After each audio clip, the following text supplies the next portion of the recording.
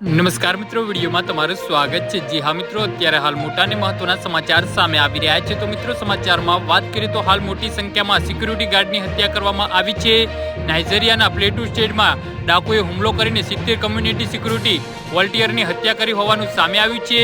વોલન્ટિયરના નેતા અલિયુ બફાએ જણાવ્યું હતું કે આ હુમલો ગુરુવારે રાત્રે 1 વાગ્યાની આસપાસ કનમ જિલ્લાના કુકવા અને બનેયુ સમુદાય નજીક થયો હતો। જી હા મિત્રો, અત્યારે હાલ મોટા અને દુઃખદ સમાચાર સામે આવી રહ્યા છે। તો મિત્રો, સમાચારમાં વધુ વિગતવાર વાત કરીએ તો તેમણે કહ્યું કે મોટી સંખ્યામાં વોલન્ટિયર્સ મેડમ ફોરેસ્ટર તરફ જઈ રહી હતી તો 70 થી વધુ વોલન્ટિયરના મોત થયા છે, જ્યારે વધુ કેટલાક મૃતદેહ મળી શકે છે। તો સમગ્ર ઘટનાને લઈ એક સ્થાનિકે કહ્યું કે ડાકુએ તેમની કમ્યુનિટીની 10 સિક્યુરિટી વોલન્ટિયર્સની પણ હત્યા કરી છે અને અનેક ઘરોમાં આગ ચાંપી દીધી છે, જેમાં એકલા કુકવાઝ સાઇડથી વધુ લોકોની દફન વિધિ કરી હોવાનું સામે આવ્યું છે।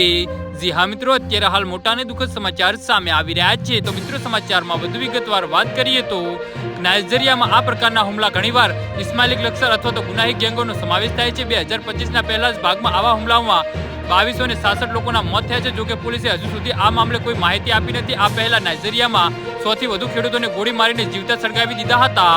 જી હા મિત્રો, તો આના વિશે તમારું શું કહેવું છે તો નીચે અમારી કમેન્ટ બોક્સમાં જરૂરથી જણાવજો અને અમારી YouTube ચેનલને સબસ્ક્રાઇબ કરવાની ભૂલતા નહીં। વિડીયો પૂરો જોવા બદલ તમારો ખૂબ ખૂબ આભાર।